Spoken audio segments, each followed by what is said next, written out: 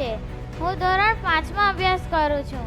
સૈનિકો દેશની સેવા કરે છે, પરંતુ હું તેમને દીકરી તરીકે મારી લાગણીઓ અને વ્યથા તમારી સામે રજૂ કરવા માંગુ છું.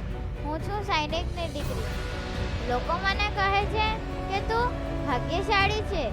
તારા પિતા સૈનિક છે, પણ કોઈને ખબર નથી ગૌરવ સાથે કેટલું દુઃખ પણ જોડાયેલું છે. હું છું સૈનિકની દીકરી.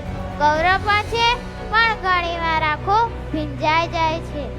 બાળપણમાં પપ્પા મને ખભા પર બેસાડીને પાર્કમાં લઈ જતા, મારા માટે ચોકલેટો લાવતા, વાર્તાઓ કહેતા.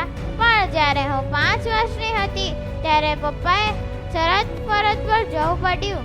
ત્યારે જ પહેલી વાર સમજાયું કે મારા પપ્પા ફક્ત મારા જ નથી, આખા દેશ માટે છે. દરેક તહેવાર, દરેક જન્મદિવસ પપ્પાની યાદ વગર અધૂરું લાગે. મમ્મી મારી આંખોમાંથી આંસુ છુપાવવાનો પ્રયાસ કરે, પણ હું જાણું છું મમ્મીની આંખો પણ પપ્પાની રાહ જોતી હોય.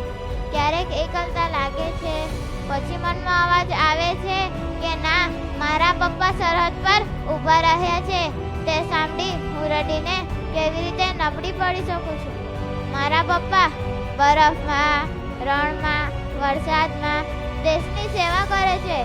હું તેમની દીકરી છું. મારા માટે તે જ સૌથી મોટું ગૌરવ છે.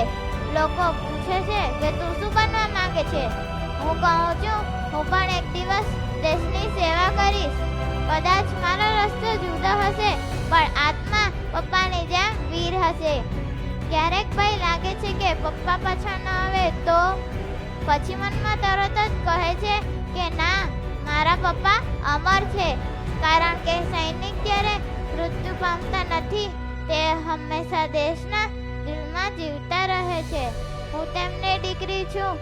મારા આંખોમાં આંસુ છે, પણ હૃદયમાં ગૌરવ છે. એક દિવસ આખો દેશ જોશે કે સૈનિકની દીકરી પણ પિતાની જેમ આકાશમાં સ્પર્શી શકે છે. જય હિન્દ. સૈનિક છે દેશની શાન. સૈનિક છે દેશની શાન. સૈનિકથી જ ભારત મહાન.